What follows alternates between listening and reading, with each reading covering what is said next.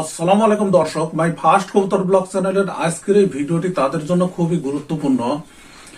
প্রিয় দর্শক, আপনারা যারা পাটের ব্যবসা করেন এবং মিলে পাট সাপ্লাই করেন, সেই সাথে যারা বিদেশে পাট এক্সপোর্ট করেন, এছাড়া এখান থেকে গুরুত্বপূর্ণ তথ্য পাবেন যারা ভারতে পাটের ব্যবসা করেন এবং বিদেশি অন্যান্য রাষ্ট্রে বাংলাদেশের সঙ্গে পাটের ব্যবসা করেন।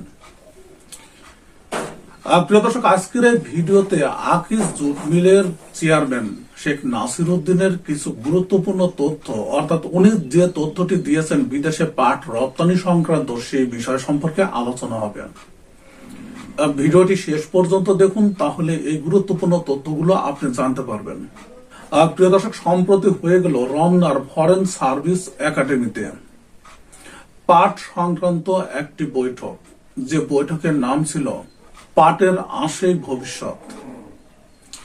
প্রিয় দর্শক, সেখানে বিভিন্ন পাট ব্যবসায়ী উপস্থিত ছিল এবং এই সভাটির কিন্তু আয়োজনই করেছিল বস্ত্র ও পাট মন্ত্রণালয় এবং পররাষ্ট্র মন্ত্রণালয় যৌথভাবে।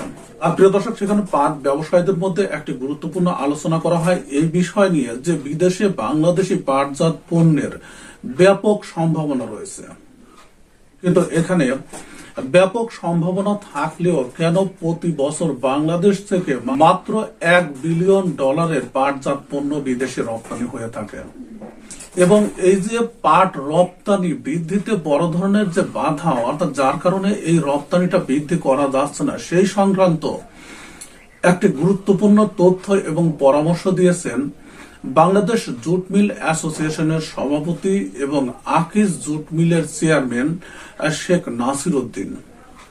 উনি বলেছেন যে বাংলাদেশের পাটজাত পণ্যের ব্যাপক সম্ভাবনা রয়েছে বিদেশে।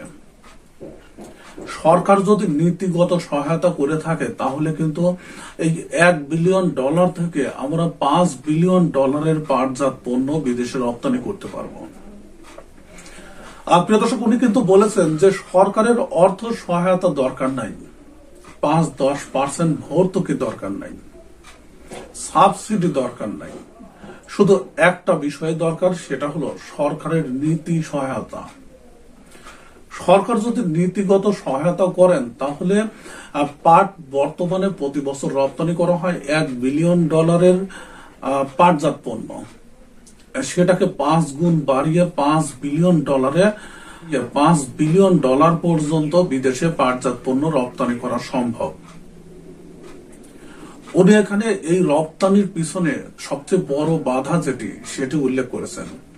উনি বলেছেন যে বাংলাদেশের পাটের বাজার দর অস্থিতিশীল, এখানে কোনো স্থিতিশীলতা নাই। আজকে যে দামে পাট বিক্রি হচ্ছে, আগামী মাসে কি দামে বিক্রি হবে সে সংক্রান্ত আমরা ধারণাও করতে পারি না, যার কারণে আমরা আন্তর্জাতিক বাজারের সঙ্গে এর বাজার দরটা ম্যাচ করাতে পারি না।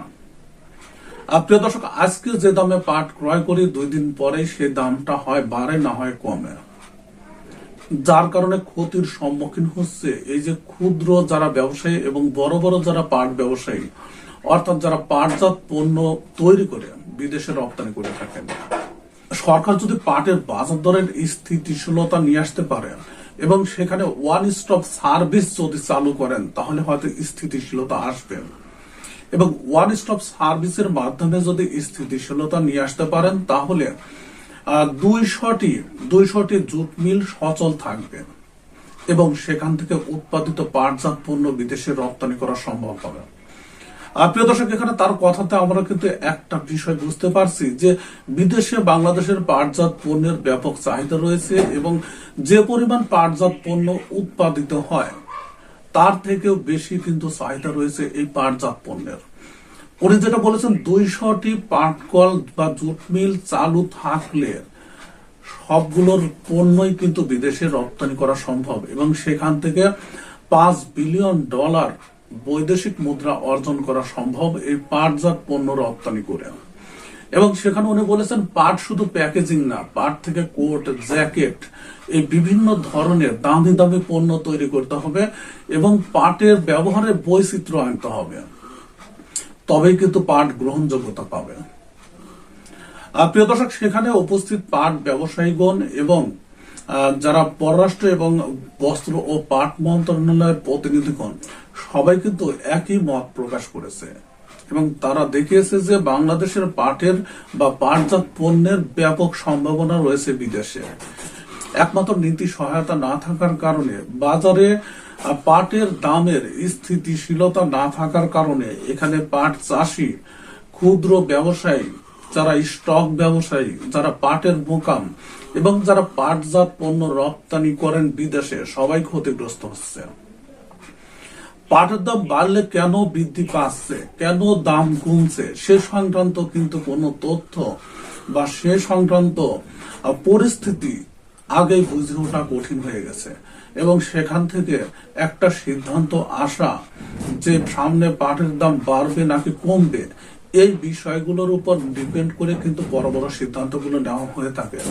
কিন্তু যেহেতু বাজার স্থিতিশীল না, যার কারণেই কিন্তু এই প্রত্যেকটা সেক্টর ক্ষতির সম্মুখীন হচ্ছে।